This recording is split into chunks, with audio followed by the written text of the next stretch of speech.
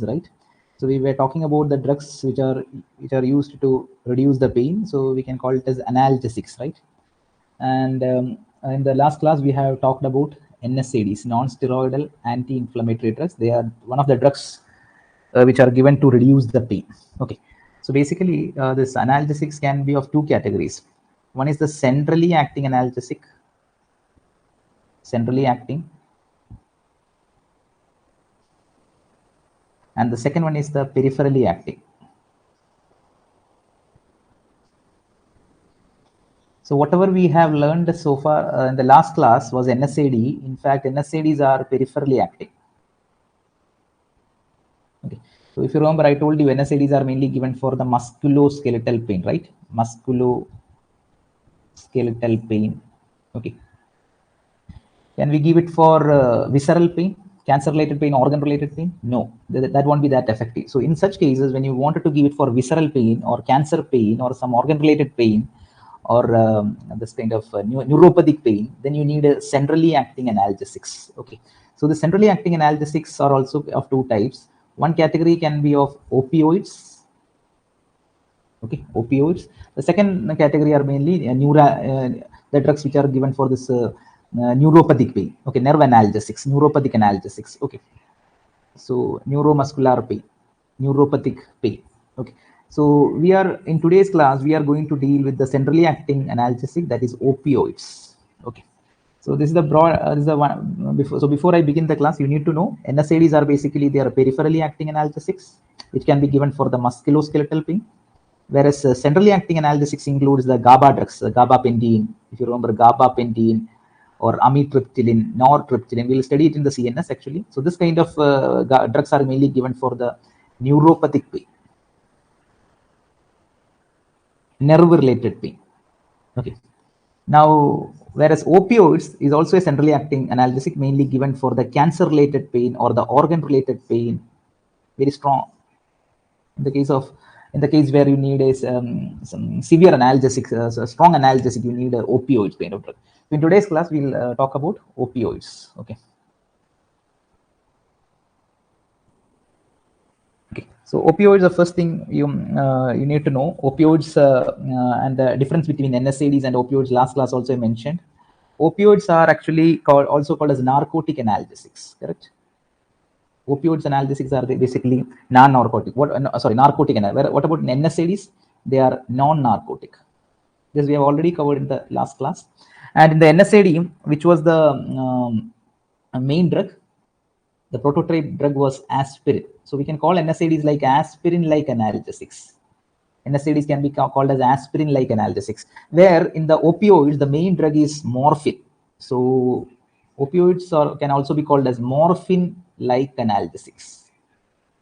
Okay, so opioids, NSAIDs are actually not opioids, so they can also be called as non-opioid drugs. NSAIDs can also be called as non-opioid drugs. Okay, so this is the fundamental thing you need to understand. The opioids are also called as narcotics, and the prototype drug in the opioid is morphine, so they are also called as morphine-like analgesics. Now, when it comes to opium, in the pharmacognosy, you have already learned that there is a plant called as poppy capsule. Okay, so this is obtained. It's this opium or this opioid substance. They are obtained. It's a kind of a dark resinous material, and they are obtained from poppy capsule. So these opium compounds like morphine, codeine, or the semi-synthetic derivatives, they are all obtained from this poppy capsule. The scientific name is Papaver somnifera.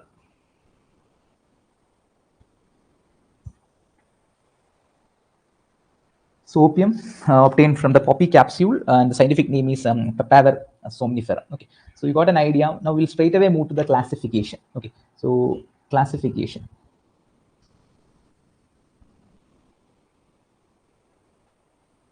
So the first thing, we can classify based on various categories, based on the various parameters. So first thing, we'll classify these opioids based on the source.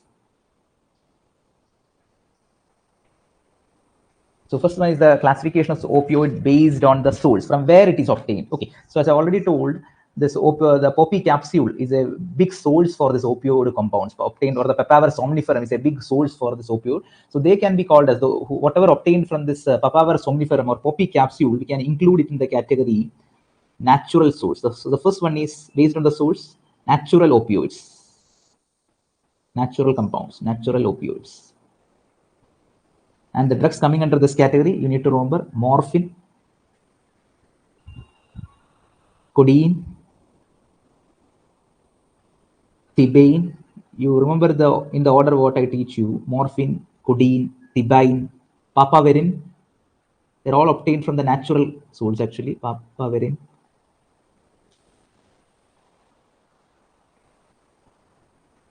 noscapine. So these are the important things, important drugs you need to remember, which are obtained from the natural source actually. Okay, morphine, codeine, thebaine, papaverine, and noscapine. Now, in this compounds, this thebaine, papaverine, noscapine, they cannot reduce the pain actually. So although they are obtained, they are considered to be an opioid compound and they are obtained from the SPOPI capsule, they cannot reduce the pain. So we can call it as that is non-analgesic. It cannot reduce the pain. Only morphine and codeines are good in reducing the pain. So thebaine, papaverine, noscapine, they are not good in reducing the pain. So they are non-analgesics. Okay. Now, one more point you need to remember: this morphine, codeine, thebaine, they come to the chemistry, the category or the nucleus present in this compound is phenanthrene. So morphine, codeine, and thebaine, they belong to the category phenanthrene. What is phenanthrene? So phenanthrene, you know, 3 benzene rings arranged. So if two benzene rings are fused, it is called as naphthalene.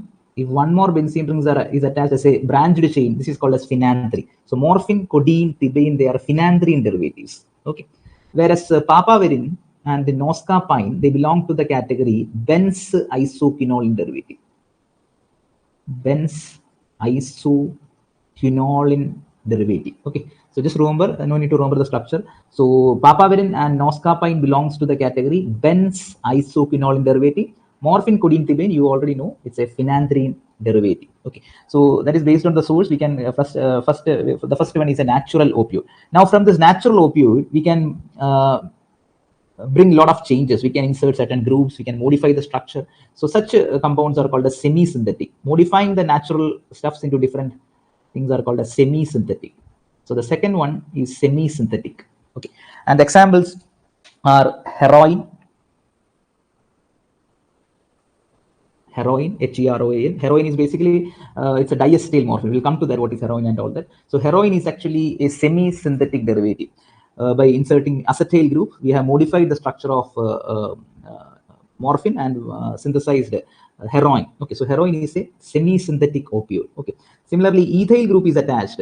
Ethyl group is attached, and it is called as ethyl morphine. So ethyl morphine is also actually a semi-synthetic derivative. Then hydromorphone.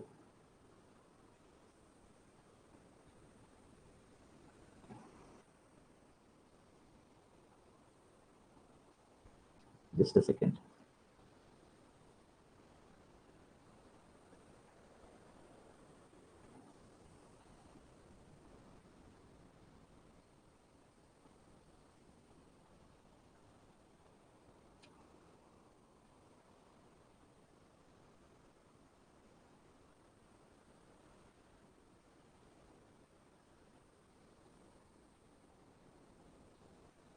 Hydromorphone. The oxy derivative called as oxymorphone.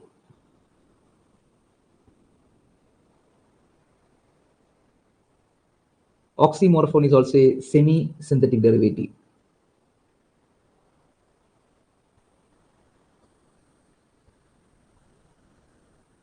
Next example is hydrocodone.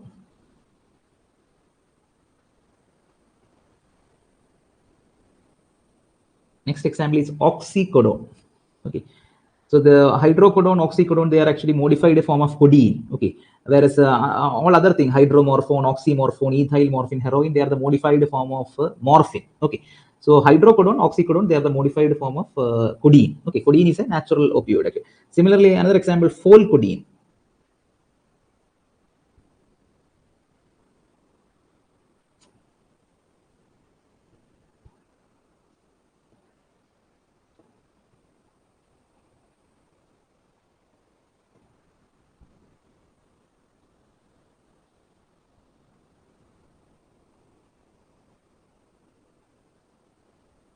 Folcodeine. Next example is buprenorphine. So these are actually the semi-synthetic opioids. Okay, so natural opioid we have discussed, semi-synthetic opioid we have discussed. Now coming to the last category, that is completely we are synthesizing it in the lab. So they are actually called as synthetic opioids. So synthetic opioid examples include pethidine, loperamide, diphenoxylate,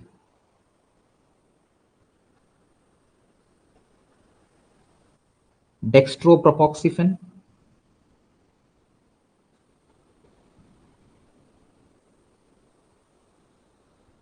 tramadol.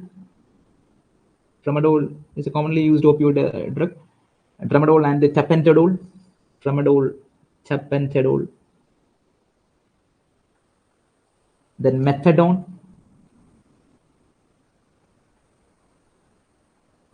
Then the fentanyl drugs.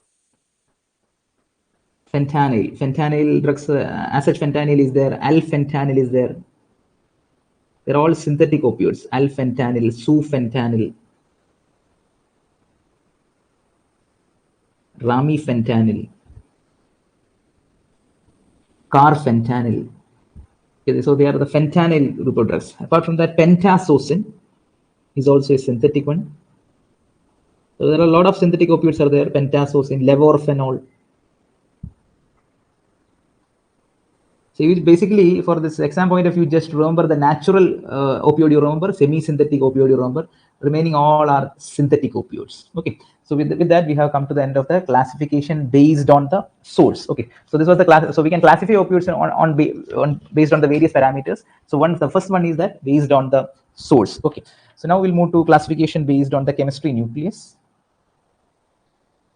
Classification based on the nucleus or the chemistry nucleus. Already I told you the first one is phenanthrene derivative. If you look at the structure of opioids, there will be a phenanthrene group is there. So that is called as a phenanthrene derivative. Already I have told you, you can remember MCT, morphine, codeine, thebaine. Okay, so they are phenanthrene derivative. Whereas some of the opioids have benzysoquinoline,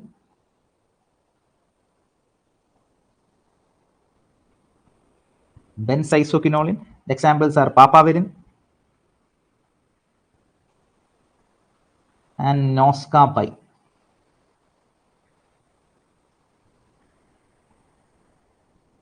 Noscapine. Also, there is a drug called as narcin, which is not used actually. Narcin also, it's a benzysoquinoline derivative. Okay, so first one was based on the source, natural, semi-synthetic, and synthetic.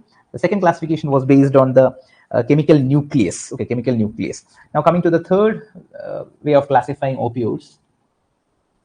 So based on the actual chemical structure. So based on the chemical structure. Earlier I've just told about just the nucleus. But the main structure was the phenanthrene and benzysoquinoline. Now the entire chemical structure we can on the basis of entire chemical structure we can divide opioids into different categories. So the first one is actually morphine derivatives. Okay, so morphine structure I will teach you, so that time you'll understand various derivatives of morphine. So the first one is basically similar to morphine. The drugs which are very much similar to morphine, they are called as morphine derivatives. Example are morphine, as such morphine, codeine, heroin, then hydromorphone,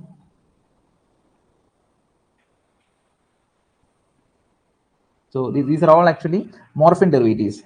Oxymorphone, hydromorphone, oxymorphone, they are morphine, codeine, they're all actually morphine derivatives. Okay, now the second one is called as morphan derivatives. Look at the spelling carefully. This is morphan, not morphine. There is a difference between that. There is no need of that structure. That is why I'm not drawing that. There will be one ring will be missing there. Okay. While I teach you morphine, I will tell you the entire ring. Morphine is actually a pentacyclic ring. Okay. I mean, morphan, one of the ring is missing there. We'll come to that later on. Okay. So just remember the name morphan. Remember the word A. Here it was I. Okay. So here it is morphan derivative. The drug you need to remember for the exam is pentazocine. Pentazocine is a morphan derivative. Okay. Now third one. Now morphine derivative we have already told. Morphan derivative already. Now one more structure called as morphinan. Morphinan derivative. Okay. Here also one ring is missing actually. No need to remember the structure. So just remember the name of the drugs. Morphinan derivative. The examples are levorphenol. Levorphenol. Another example is dextromethorphan. So levorphenol and dextromethorphan belongs to the morphinan category. Okay, so morphine, morphan, and morphinan. Okay, now coming to the fourth one, some of the opioid contains piperidine ring. Piperidine basically, you know that this is a 6-membered ring with one nitrogen atom is called as pyridine, right? A 6-membered ring with one nitrogen atom is called as pyridine. Now, if I remove the double bond inside, that will become piperidine. So this structure is called as piperidine. Okay, so the fourth one is 4-phenyl ethyl piperidine derivatives. 4-phenyl ethyl piperidine derivative, or you simply remember phenyl ethyl piperidine derivative. Okay, and the examples are pethidine. Pethidine is a phenyl ethyl piperidine derivative. Pethidine, the other name of pethidine is meperidine. Meperidine. Then anileride. Anileridine is a phenyl ethyl piperidine derivative. Diphenoxylate. Diphenoxylate. Loperamide. Then fentanyl. Okay, so phenyl ethyl piperidine derivative, you can remember pethidine or meperidine, anileridine, diphenoxylate, loperamide, and fentanyl. Okay, now coming to the fifth one, some of this opioid has diphenyl heptanone. Okay, so the next one is called as the diphenyl. There are 2 phenyl groups and a 7-carbon ketone that is called as heptanone. Okay, you don't need to remember the structure. Just remember diphenyl heptanone derivative. Diphenyl heptanone derivative, or you can also, it is called as phenyl propylamine derivative.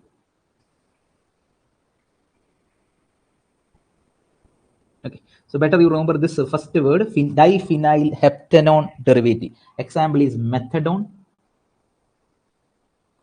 Methadone is a diphenyl heptanone derivative. Dextropropoxifen. Dextropropoxifen.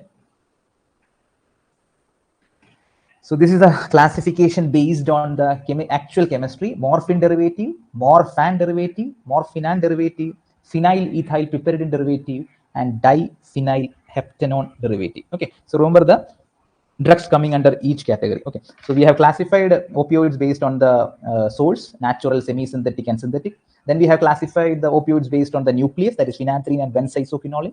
Then we have gone into the details of that chemical nucleus, the chemistry structure of that particular compound. So morphine, morphan, morphinan, phenyl ethyl piperidine, and diphenyl heptanone. Okay, so now we'll move to the classification. One more classification we'll cover. So classification based on their action.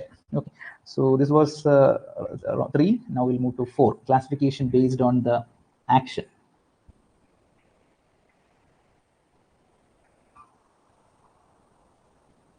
So you know that some of the drugs will go, suppose this is a receptor. If a drug goes and binds to this receptor, we will call it as agonist.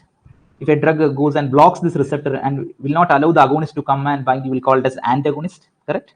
Some of the drug will be having both this agonist and antagonist action. Okay, so that on that basis we'll classify this opioid drug. So the first one is agonist.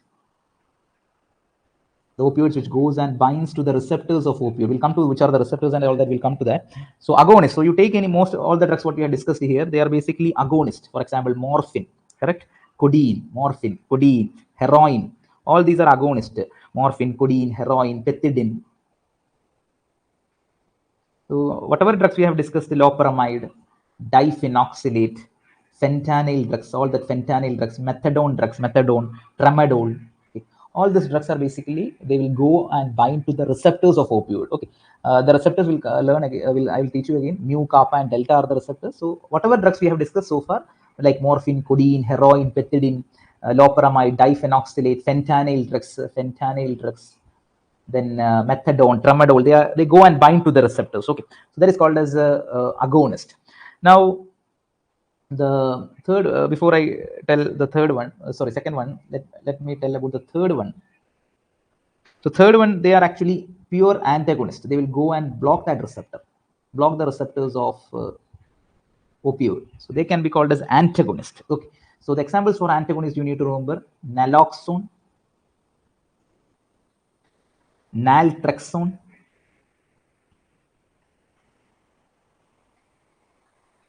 then nalmefene, methyl naltrexone,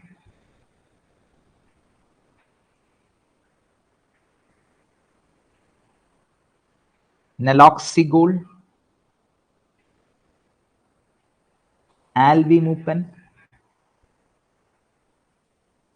So they are actually, they go and block the receptor. So they are actually pure antagonist drug. Naloxone, naltrexone, nalmefene, methyl naltrexone, naloxegol, alvimupen. Okay, so they block the receptors of this opioid. Okay, so they comes under antagonist category. So agonist we have discussed, antagonist we have discussed. Now some of the drugs in the opioid category, they will be agonist to one particular receptor and they block the other receptor. Okay, so that will be a mixture of agonist and antagonist. So we'll call it as mixed agonist, antagonist. So they will be agonist to certain receptors and antagonist to certain receptors. So they are mixed agonist and antagonist. Okay, this one also you need to remember. The question will be basically antagonist. You need to remember for example which are the antagonist and which is the example for agonist and mixed agonist antagonist. Because agonist you can remember morphine, codeine, pethidine, and all that is agonist. So you remember antagonist and mixed agonist antagonist category. Now coming to the mixed agonist antagonist category, the examples you need to remember is pentasocin,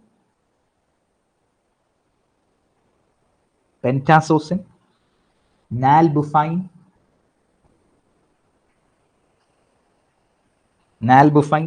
butorphanol,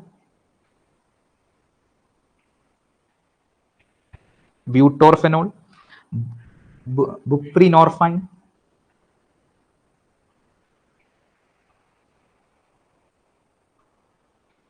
nalorphine,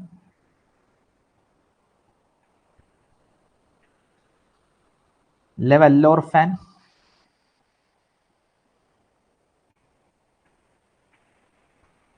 then the derivatives of this pentasocin called as cyclazocin.